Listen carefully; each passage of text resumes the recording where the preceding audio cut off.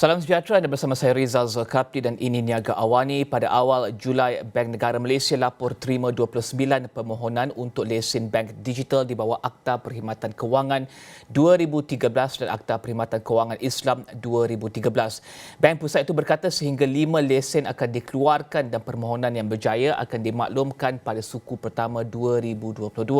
Tambahnya, pelbagai pihak telah menghantar permohonan untuk mendapatkan lesen bank digital termasuk bank, konglomerat industri, firma teknologi, penyedia perkhidmatan e-dagang, syarikat fintech, koperasi dan beberapa kerajaan negeri. Laporan CNBC sebelum ini sebut yang COVID-19 telah tingkatkan penggunaan transaksi digital. Menurut Ketua Pegawai Eksekutif Persatuan Transaksi Elektronik Jodie Kelley yang dipetik CNBC, trend penggunaan transaksi digital dijangka terus meningkat. Dan terkini, Jabatan Statistik Malaysia lapor transaksi e-dagang turut meningkat 30% tahun ke tahun kepada RM254 bilion pada suku pertama 2021. Untuk tahun 2020, transaksi e-dagang turut meningkat 32% kepada RM896 bilion. Hari ini, kita ingin membincangkan berkenaan perbankan digital dan hala tuju serta cabaran pasaran dan pemain sedia ada bersama dengan pengarah serantau untuk Asia Backbase Riddhi Dutta, Ketua Pegawai Strategi Kumpulan RHB Dr. Siew, Cheong dan juga Ketua Pegawai Eksekutif CIMB Digital Assets dan Ketua Pegawai Eksekutif Kumpulan Touch and Go Effendy Shahul Hamid. Saksikan rakaman temu bual ini. Thank you for joining us. We have with us the Regional Director for Asia Backbase Riddhi Dutta, Group Chief Strategy Officer of RHB Banking Group, Dr. Siew, Cheong, and Chief Executive Officer of CIMB Digital Assets and the Group CEO of Touch and Go, Effendy Shahul Hamid. Let's start with Riddhi. Riddhi, how have customers' transaction habits changed, especially during the MCO? And what are some of the gaps that you think the industry can do better to narrow? Yeah, good morning and thanks for having me here. I think from a consumer behavior perspective, fortunately or unfortunately, most of the times we see that something has to happen outside the purview of the human nature, which forces this change in consumer behavior. You go back to, if you look at two of the largest economies in Asia, China and India, both these countries where they are today in terms of digital banking and digital payments, even they were forced by something that happened, the SARS outbreak in China in 2003, and then the demonetization in India in 2016, which really changed the consumer behavior in these countries. I think a similar trend is happening for rest of Asia as also in Malaysia, where because of the current pandemic and the MCO and people being forced to operate from their homes, more and more consumers are doing things online, whether it's onboarding themselves, with the new eKYC guidelines that have been established by BNM. So whether it's onboarding themselves, doing transactions digitally, and also potentially taking the entire, lifestyle banking concept into their super apps, right? So I think yes, the consumer trends have changed, the consumer behavior has changed. But in terms of the gaps that the industry can do better, I think the major gap that I personally see, not only in Malaysia but also across the rest of Asia, is focusing probably a little bit more on the SME and MSME, which I think the BNM is trying to address through some of these new potential digital banking licenses, where they want the applicants to focus on SMEs and MSMEs. So that is one. And the second is also, how do you digitize more and more on the credit piece, on the lending piece? While it's still the biggest, business line for any bank, but on that particular, area of operation, we have seen that not enough has happened from, a digitization perspective. So I think those are two gaps where the industry can definitely do better from a business perspective. Now using more internet banking facilities, now that you can bank everywhere and do digital transactions, even for just, say, a can of soft drink. Yeah, I mean, that's bound to happen, right? I mean, when you can't step out, when you can't go and meet people, when you can't go out in a branch or go to a superstore, you will have to use these digital internet, mobile banking facilities. So that's a given. But I think what's important is that, and this is more of a challenge for banks, is how do they differentiate themselves by probably offering the same sort of thing, but making it more personalized for customers, making it more adaptive for customers, and meeting the customer expectation in terms of, let's say, speed and convenience. So instead of going digital just for the sake of going digital, I think banks need to focus on their customers. I'm pretty sure my fellow panelists in their particular capacity are definitely doing that. But from a larger perspective, right, better engage customers through high-impact business processes. I mean, specific, starting all the way from initiation, how do you onboard and originate customers, how do you drive sales, and how do you service customers. So the final point that I'm trying to make here is that to succeed in customer engagement, to drive more of these internet, mobile banking engagements, banks must understand the role that their banking platform, the underlying platform, plays in ensuring hyper-personalization, and if their current respective technology tools are fit for the job or they're only there for a short-term perspective. And Dr. Siew, how are banks adapting to these changes? Do they have the support needed for these changes to happen immediately and also to address the needs of these customers?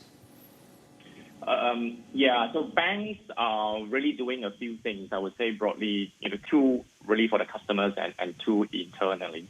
So the first one is, I think, banks need to be able to allow our customers to do banking in a mobile phone, as an example, right? So customers should be able to get a bank account, do payment, check their balances, make investments, managing their insurance and so on in a phone or in a laptop.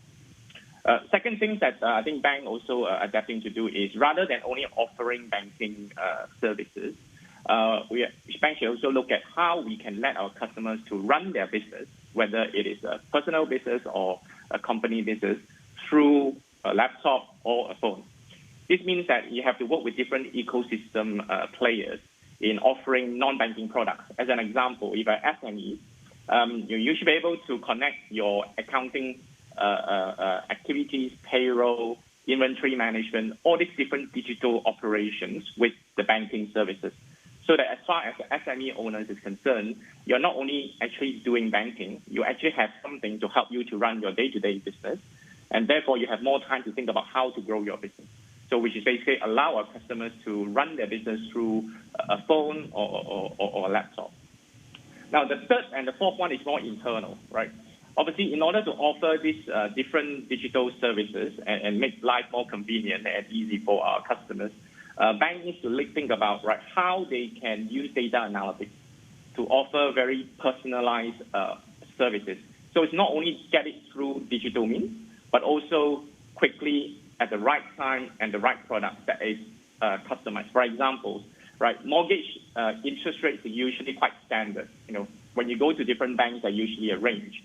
But customers are very different. You have different profile of customers. So can we have technology to use big data and data analytics to offer something very personalized for our customers? And bank requires that kind of technology and talent to offer that services. The last one is the key one. Now we're actually moving away from just building branches and having paperwork, a lot of processes. It means that the culture of how we run the bank, how we manage our people, will have to be relooked. So that is the main things that the bank really have to look at, other than just thinking about offering services, but you need to have a group of people with the right culture to support that. Now, in order to do all this, sure. Sorry, Dr. Siew, just continue. Yeah, I think the second part of your question is about whether we got the right support. I mean, as someone working in the bank, I would say that yes. I think that is very clear, specifically from regulators in Malaysia, as an example. Bank Negara has already rolled out a number of major initiatives to enable banks to accelerate kind of digital offering and differentiations. The two main ones that is, for example, eKYC guidelines, which means that now there's a regulations to allow banks to onboard customers 100% digital. The second one is the digital banking framework that has been announced end of last year, whereby there will be up to 5 new digital banking licenses that will be issued by the regulator to allow new players into the market to experiment new way of running banking and offering banking services. Now, that is very significant as far as the market is concerned, because generally banking has to be managed in a very prudent manner. But with these 5 new licenses coming into market, I think the new players will be able to have more flexibility in experimenting, exploring new ways of doing banking. And as a traditional bank, we definitely can learn a lot from these new 5 new players. Speaking of learning, Dr. Siew, what can banks also learn from the other digital payment apps out there, the e-wallets? How do they simplify the process for their customers? Now, that is actually something that the bank is actually watching very closely. Give you an example, right? So you're making payment. Obviously, it's not only payment. Today, if you use your mobile banking app, you can also make payment through QR Pay. But I think what the e-wallet has managed to do is to make it not only offering payment, but actually connect to other services, whereby as far as a customer, if I go to buy something through a e-commerce website, so I don't need to worry about how to pay. I'm more focusing on what is the right product for me. So those are the things that I think banks can learn a lot in terms of how to be more customer focused and how can we do small changes, but very quickly, in order to meet the needs of the customers. So these are a lot of things that the bank are watching closely and learning closely from the e-wallets and new fintech players. Effendy, let's talk about the incumbents, the banks that we have in Malaysia right now. What should incumbents do to keep pace or stay ahead of the curve with these industry changes? Yeah, thanks, Rizal, for the question. I think that Siew covered quite a lot of some of the behavioral decisions that banks have to make and to ensure that we continue to evolve. And I do think that a lot of it is very, very important. I think having the right people within the organization to operate in the new world is extremely key. The other thing I think where banks and large incumbents are concerned, we will need to really figure out and understand exactly what the strategy is behind growth and evolution, right? And I think that we have seen banks take this in multiple ways. One is have a very clear view on, I guess, making processes internally better. Second is have a very clear view on hedges, right? And hedges meaning, do we want to expand a little bit into the digital bank space? Do we want to think about being adjacently present in payments, et cetera, et cetera? But I think it really does matter to ensure that a clear strategy is in place. The other thing also, I think banks need to be very clear about, and certainly we do a lot of that at CIMB, is not get taken in by the fad, right? Which is really the need to stay focused, the need to understand the strengths, but also ensure that you're evolving in many, many ways to compete, right? I do think that if banks stay the way they are today, they'll be unable to compete with players of the future. So it's really making sure that internally, externally, within the business and maybe slightly outside the business, have those core competencies to continue to do a very sustainable business in financial services. And let's talk about how banks can exist well in an ecosystem, in the current ecosystem, complementing and creating good competition for the benefit of the consumers. Because I think with all these innovations, with all this introduction of new ways of doing things, we have to ensure that the consumers should benefit, right?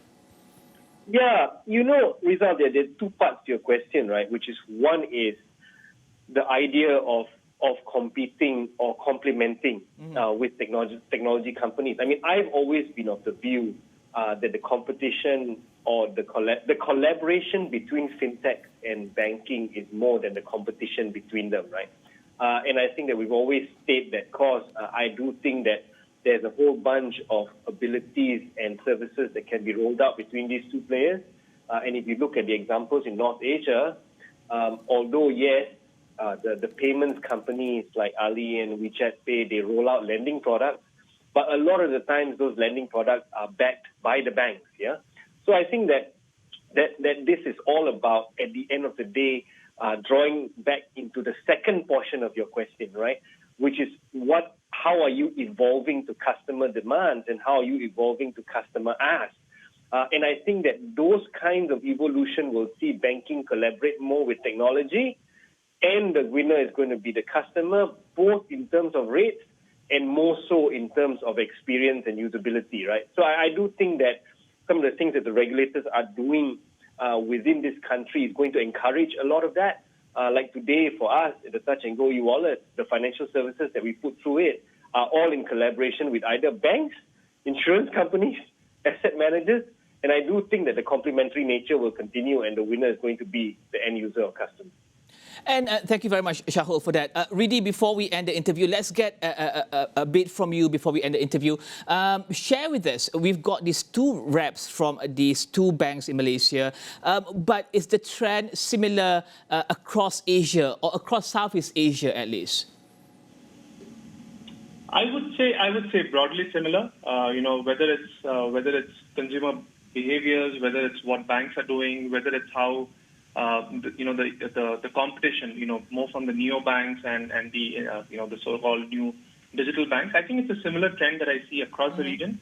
The only thing that which I've not seen as a similar trend is that the way banks are looking at technology and the way banks are looking at standardization of technology as a horizontal platform. Rather, I've seen banks looking at technology as a point or stopgap solution, one thing trying to address one particular problem, rather than looking at platforms which can modernize all of it for you, right? So that's probably the only thing which I've not seen. Some countries are doing it better than others. Wouldn't name which country is doing it better, but there are some countries and some banks who are probably a little bit ahead. And then there are some countries who are still looking at it in a very siloed and piecemeal basis. But I think, what Dr. Siew and Effendy said around digital payments, around competition, I think pretty much bang on across what I see across the region. On that note, thank you very much, Riddhi, and also Dr. Siew and Shahul for joining us today. Thank you.